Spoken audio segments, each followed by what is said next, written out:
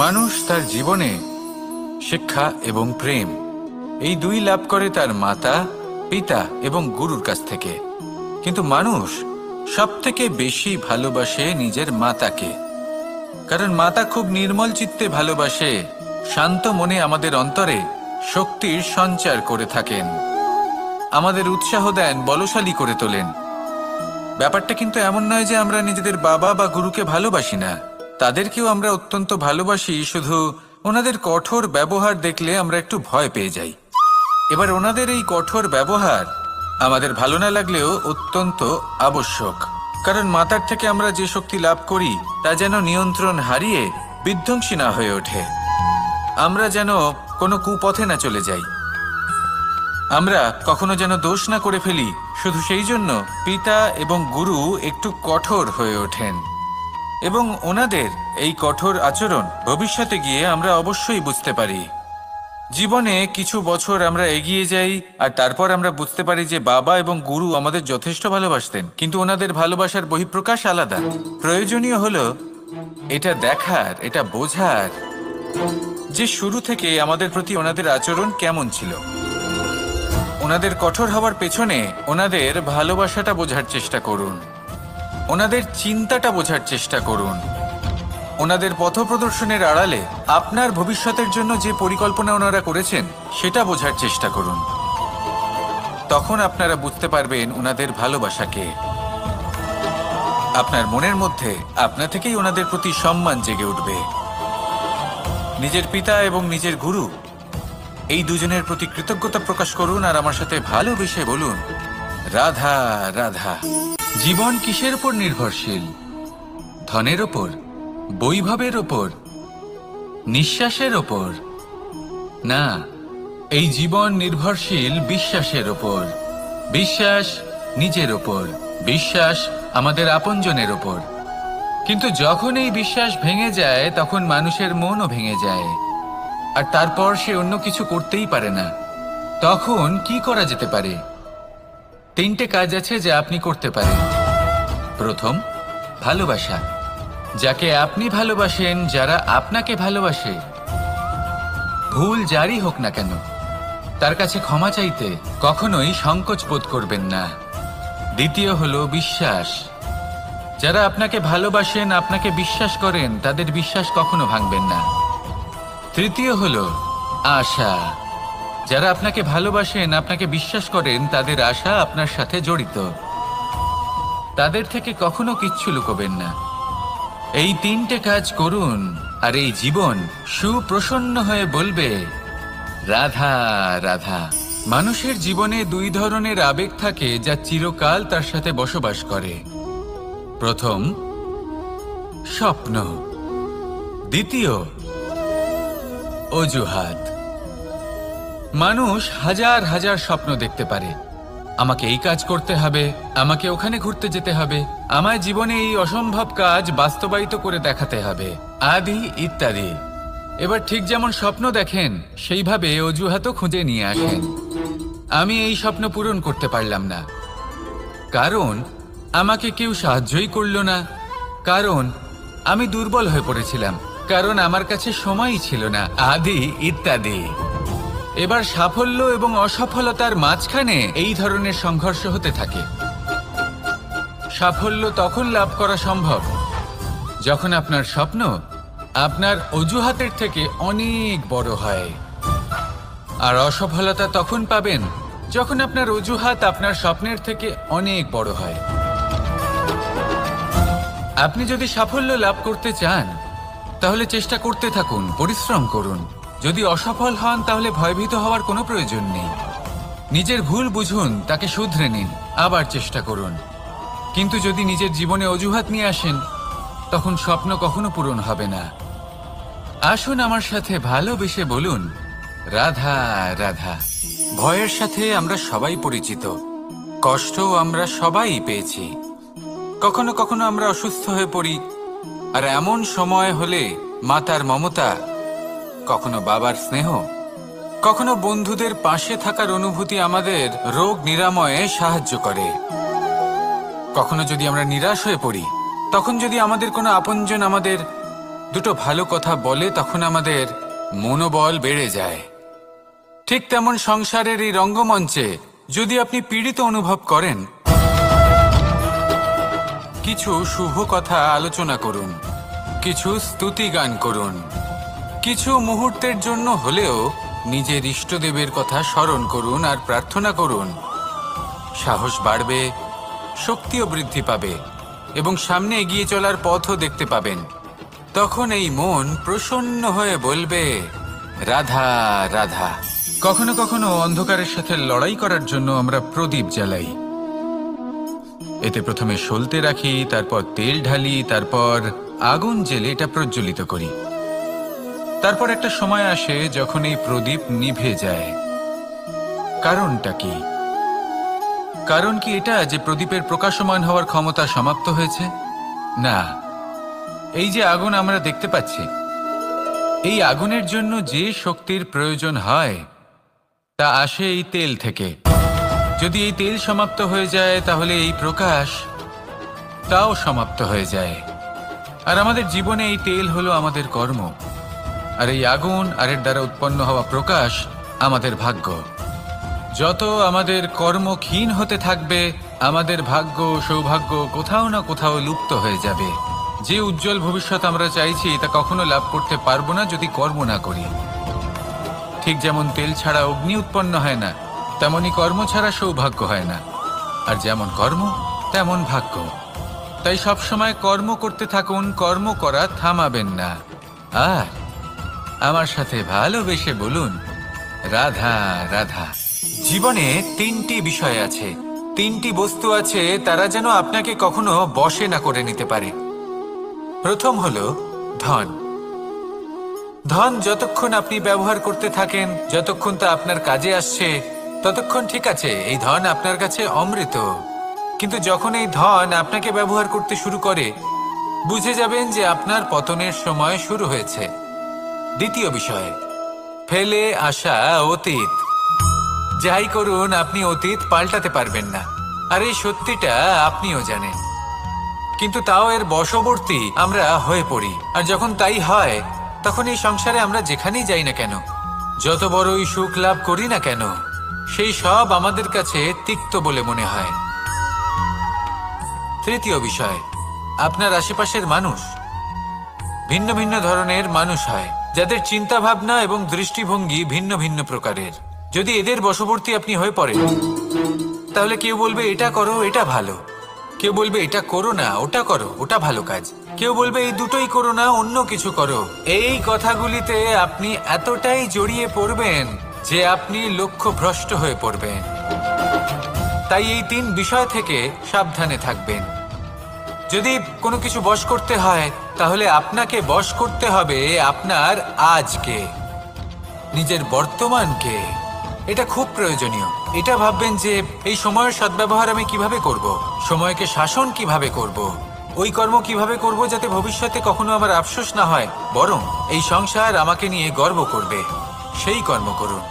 আর যখন আপনি এটা শিখে নেবেন, তখন আপনি নিজেই নিজেকে প্রকৃত অর্থে ভাগ্যশালী করে তুলবেন। আসুন আমার সাথে ভালোবেসে বলুন, রাধা রাধা। অনেক সময় আমরা কারোর নীরবতাকে তার দুর্বলতা ভেবে বসি। হতেই পারে সেই ব্যক্তি উত্তর দিতে চাইছেন না, হতে পারে অন্য কোনো কারণ আছে যা আমরা বুঝতেই পারছি না। সেই জন্য তাকে দুর্বল ভেবে নেওয়া অনুচিত। দেখতে গেলে এই বিশাল সমুদ্র এও কিন্তু নীরব, শান্ত হয়। কিন্তু যখন সে রুদ্র মূর্তি ধারণ করে, তখন কি হয়? সমগ্র সংসারকে বিনাশের পথে নিয়ে যায় এই সমুদ্র, প্রলয় সৃষ্টি করে। সেই জন্য কারোর সহ্য শক্তিকে দুর্বলতা বলে মনে করবেন না। কারণ যদি এই নীরবতা নিজেকে ভেঙে বেরিয়ে আসে, তাহলে তা বিনাশের সমস্ত সীমা পার করে যেতে পারে। তাই এই নীরবতাকে সবসময় বুঝুন, সবসময় একে সম্মান করতে শিখুন। আর আমার সাথে ভালোবেসে বলুন, রাধা রাধা। কখনো কোনো চাতক পাখিকে দেখেছেন? কথায় আছে যে বছরে মাত্র একবার সে তার তৃষ্ণা মিটিয়ে থাকে। আর তাও আকাশে ভেসে থাকা মেঘের দ্বারা ঘটানো বৃষ্টির জলের ফোঁটা থেকে। আর কোথাও থেকে সে তার তৃষ্ণা পূরণ করে না। সারা বছর সে নিদারুণ গরম সহ্য করে, তীব্র শীতও সহ্য করে, শুধু এই আশা নিয়ে যে বছরে একবার অন্তত সেই মেঘের ঘন ঘটা হবে, বৃষ্টি হবে, আর সে তার তৃষ্ণা নিবারণ করবে।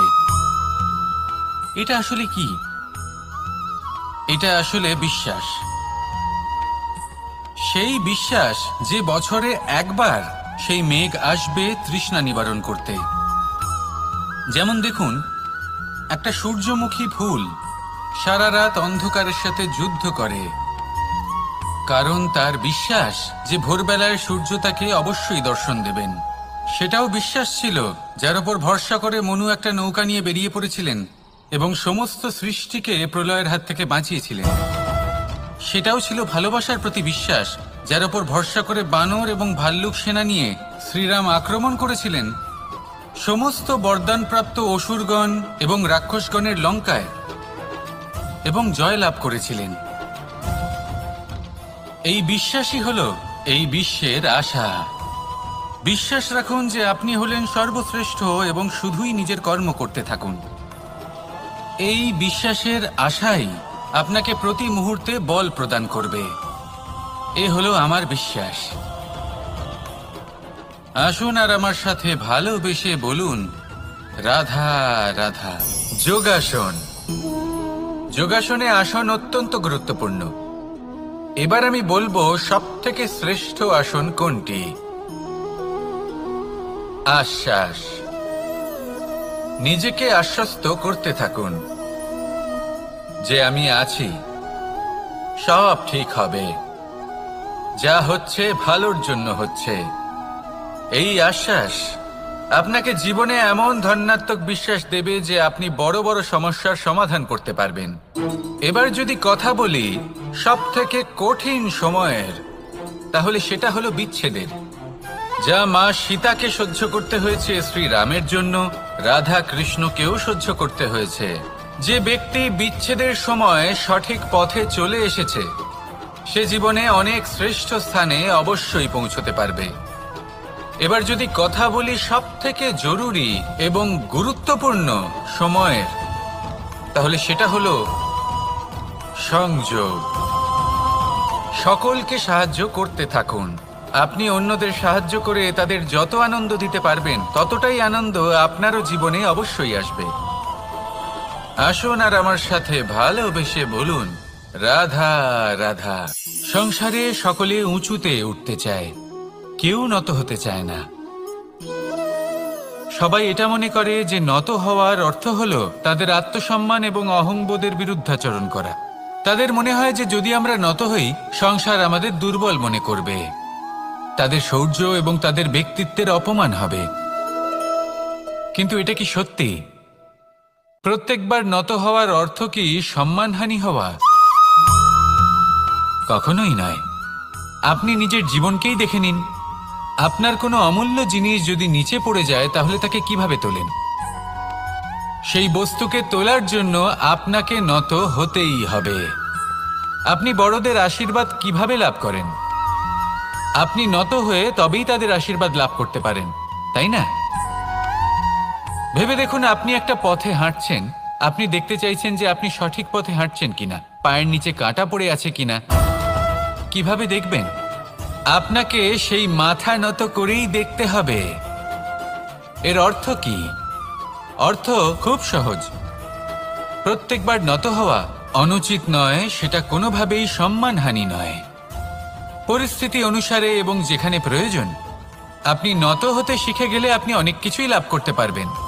জ্ঞান, মান, গুণ, বিশ্বাস। সেই জন্য প্রয়োজন এবং পরিস্থিতি অনুসারে নত হতে শিখুন। এতে অনুচিত কিছুই নেই। আত্মসম্মান থাকা অত্যন্ত প্রয়োজনীয়, কিন্তু তা যেন কখনো অহংকারে পরিণত না হয়। এই বিষয়ে অবশ্যই নজর রাখবেন এবং আমার সাথে ভালোবেসে বলবেন, রাধা রাধা। আমাদের জীবনে অনেক ধরনের ব্যক্তি এসে থাকেন। কেউ কেউ আমাদের সাথে থেকে যান, কেউ আমাদের থেকে দূরে চলে যান। কেউ ভালো মানুষ হন, কেউ খারাপ মানুষ। কিন্তু আমরা সবসময় সেই সময়টাকে নিয়ে দুঃখ প্রকাশ করি যখন আমাদের জীবনে কোনো খারাপ ব্যক্তি প্রবেশ করেন। তারা আমাদের খারাপ অনুভূতি দেন, দুঃখ দেন, কষ্ট দেন। আমরা সবাই তাকে ভালো মন্দ কথা বলি। কিন্তু কেন? এমন বিভিন্ন ধরনের মানুষ, খারাপ মানুষ, ভালো মানুষ সবার জীবনেই আসেন এবং সকলকেই একটা অমূল্য শিক্ষা দান করে যান।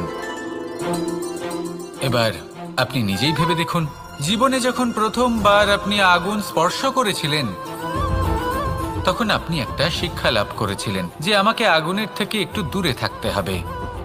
তারপর আস্তে আস্তে আপনি শিখলেন যে কিভাবে এই আগুনকে নিয়ন্ত্রণে রাখতে হবে। তারপর আপনি শিখলেন যে কিভাবে নিজের জীবনে তাকে প্রয়োগ করতে হবে, তা সে অন্ধকারে প্রকাশ লাভ করার জন্য হোক বা খাবার বানানোর জন্য। সেইভাবেই কোনো খারাপ ব্যক্তি যখন আপনার জীবনে আসে কোনো শিক্ষা দিয়ে যান, তার প্রতি কৃতজ্ঞ থাকুন। তার বিষয় খারাপ ভাবার বা খারাপ অনুভূতি নিয়ে থাকার কোনো প্রয়োজন নেই। সেই শিক্ষা লাভ করুন, ইতিবাচক মনোভাব নিয়ে জীবনের সামনে এগোতে থাকুন। কেউ নেই যিনি আপনাকে বাধা দিতে পারেন। আসুন আমার সাথে ভালোবেসে বলুন, রাধা রাধা। অনেক সময় আমরা জীবনে অনেক মানুষকে এমন বলতে শুনে থাকি যে আমি অসফল হয়েছি কারণ আমার সময় ভালো যাচ্ছিল না। আমি এই জিনিসটা লাভ করতে চাইছিলাম কিন্তু করতে পারলাম না কারণ আমার সময়টা ভালো যাচ্ছিল না। আমি আমার জীবনে ওই মহান কাজটা করতে চাইছিলাম কিন্তু করতে পারলাম না। কেন? কারণ আমার সময়টা ভালো যাচ্ছিল না। কিন্তু যে মুহূর্তে ভালো সময় আমার জীবনে আসবে আমি সব কিছু প্রাপ্ত করব। এমন প্রায় প্রত্যেকেই বলেন। আসুন একটা কথা বোঝা যাক। একজন মালিকে দেখুন, সে প্রত্যেক দিন গাছের সেবা করে, তাকে জল দেয়, তার যত্ন আত্তি করে। কেন? প্রত্যেক দিন সেই গাছ ফল দেয় না। সঠিক সময় এলে তবেই সেই গাছ ফল দেয়, কিন্তু প্রত্যেক দিন মালি তার সেবা করে, তাকে যত্ন করে। শুধুমাত্র তখন করে না যখন সেই গাছ ফল দিতে সক্ষম। আর যদি মালি গাছের যত্ন প্রতিদিন না করে তাহলে হয়তো সেই গাছ ফল দিতেই পারবে না। এটাই হলো আমাদের জন্য একটা শিক্ষা। যখন সময় আমাদের জন্য অপেক্ষা করে না তখন আপনি সময়ের জন্য কেন অপেক্ষা করছেন? ভালো সময়ের জন্য অপেক্ষা করবেন না। ভালো এবং শুভ কর্ম দ্বারা ভালো সময়কে নিজের কাছে টেনে আনুন। নিরন্তর কর্ম করুন, পরিশ্রম করতে থাকুন। শুভ সময় আপনা থেকেই আপনার কাছে আসবে। আসুন আমার সাথে ভালোবেসে বলুন, রাধা রাধা। জীবনে এমন কিছু কাজ রয়েছে যা আমাদের কখনোই করা উচিত নয়, যেমন আশা করা। যদি আপনি আশা করেন আর আপনার আশা পূর্ণ না হয় আপনি খুবই কষ্ট পাবেন। এবার আপনি যদি প্রতীক্ষা করেন, করতেই থাকেন, আর সেই ব্যক্তি যদি না আসে তাহলেও খুব কষ্ট পাবেন। আর হলো তুলনা। আপনি যদি তুলনা করতে যান তাহলে এটাই ভাববেন যে হয় আমি বা অন্য কোনো ব্যক্তি, এই দুজনের মধ্যে কোনো এক ব্যক্তি নিকৃষ্ট। আর এই ভাবনাটাই হলো অনুচিত। যদি আমরা কথা বলি সেই সব বিষয়ে যা আমাদের করা উচিত, যেমন পরীক্ষা। এই পরীক্ষা সবসময় আমাদের আরো সফল করে তোলে, আরো শ্রেষ্ঠ করে তোলে, আরো উৎকৃষ্ট করে তোলে। আসন্ন মহাসংগ্রামের জন্য আমাদের প্রস্তুত করে তোলে এই পরীক্ষা। তাই এই পরীক্ষার থেকে কখনোই পালাবেন না, এর সম্মুখীন হন। আর হলো কর্ম। কর্ম করা কখনোই বন্ধ করবেন না। তুলনা করার বদলে কর্ম করুন, প্রতীক্ষা করার বদলে কর্ম করুন, আর আশা করার বদলে কর্মই করুন। জীবন সফল হয়ে যাবে। দেখুন, সবার শেষে সত্যি বলতে এই কর্ম আর এই পরীক্ষা, এই দুই আমাদের জীবনকে সুখী করে তুলতে পারে। আসুন আর আমার সাথে ভালোবেসে বলুন, রাধা রাধা। আমি অনেক সংখ্যক মানুষকে দেখেছি, তাদের কাছে অত্যাধিক জ্ঞান আছে, শিল্প আছে, ধন আছে, কীর্তি আছে, কিন্তু তারা এই সব কিছু নিজেদের কাছেই রাখেন, এই সমাজে বিতরণ করেন না। কারণ হলো ভয়। ওনাদের মনে হয় যে যদি আমি এই সব কিছু সমাজে বিতরণ করি তাহলে সমাজ আমার শিল্প হোক, ধন হোক, জ্ঞান হোক, কীর্তি হোক, সবকিছু চুরি করে নিয়ে যাবে, আর তার বদলে আমি কিছুই পাবো না। এটা কিন্তু সত্য নয়। সত্য হলো এটাই যে যদি আপনি নিজেকে এই সংসারের প্রতি সমর্পিত করেন, তাহলে এই সংসার আপনার প্রতিও সমর্পিত থাকবে। আপনি শুধু ধন, জ্ঞান, কীর্তি, সম্মান পাবেন তাই নয়, বরং এই সমাজ আপনাকে নিজের চোখে হারাবে, মনের মধ্যে স্থান দেবে। তাই এই ভয় ত্যাগ করে দেখুন কিভাবে এই সমাজ আপনাকে প্রেম সমর্পণ করে। আসুন আমার সাথে ভালোবেসে বলুন, রাধা রাধা। মানুষ তার জীবনে শিক্ষা এবং প্রেম এই দুই লাভ করে তার মাতা, পিতা এবং গুরুর কাছ থেকে। কিন্তু মানুষ সবথেকে বেশি ভালোবাসে নিজের মাতাকে, কারণ মাতা খুব নির্মল চিত্তে ভালোবাসে, শান্ত মনে আমাদের অন্তরে শক্তির সঞ্চার করে থাকেন, আমাদের উৎসাহ দেন, বলশালী করে তোলেন।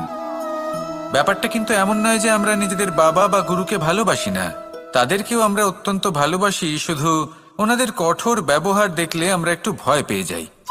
এবার ওনাদের এই কঠোর ব্যবহার আমাদের ভালো না লাগলেও অত্যন্ত আবশ্যক, কারণ মাতার থেকে আমরা যে শক্তি লাভ করি তা যেন নিয়ন্ত্রণ হারিয়ে বিধ্বংসী না হয়ে ওঠে, আমরা যেন কোনো কুপথে না চলে যাই, আমরা কখনো যেন দোষ না করে ফেলি।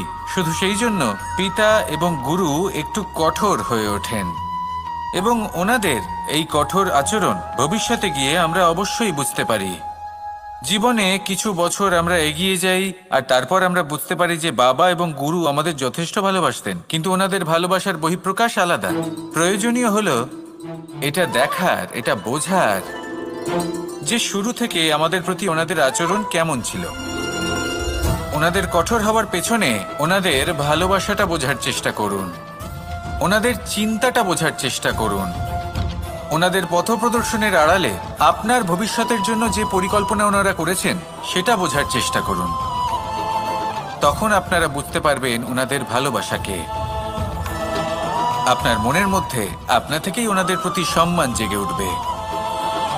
নিজের পিতা এবং নিজের গুরু এই দুজনের প্রতি কৃতজ্ঞতা প্রকাশ করুন আর আমার সাথে ভালোবেসে বলুন, রাধা রাধা। জীবন কিসের উপর নির্ভরশীল? ধনের ওপর, বৈভবের ওপর, নিঃশ্বাসের ওপর?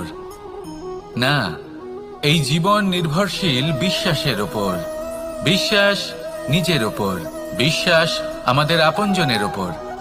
কিন্তু যখন এই বিশ্বাস ভেঙে যায় তখন মানুষের মনও ভেঙে যায়, আর তারপর সে অন্য কিছু করতেই পারে না। তখন কি করা যেতে পারে? 3টে কাজ আছে যা আপনি করতে পারেন।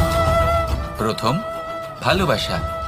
যাকে আপনি ভালোবাসেন, যারা আপনাকে ভালোবাসে, ভুল যারই হোক না কেন, তার কাছে ক্ষমা চাইতে কখনোই সংকোচ বোধ করবেন না। দ্বিতীয় হলো বিশ্বাস। যারা আপনাকে ভালোবাসেন, আপনাকে বিশ্বাস করেন, তাদের বিশ্বাস কখনো ভাঙবেন না। তৃতীয় হলো আশা। যারা আপনাকে ভালোবাসেন, আপনাকে বিশ্বাস করেন, তাদের আশা আপনার সাথে জড়িত, তাদের থেকে কখনো কিচ্ছু লুকোবেন না। এই 3টে কাজ করুন আর এই জীবন সুপ্রসন্ন হয়ে বলবে, রাধা রাধা।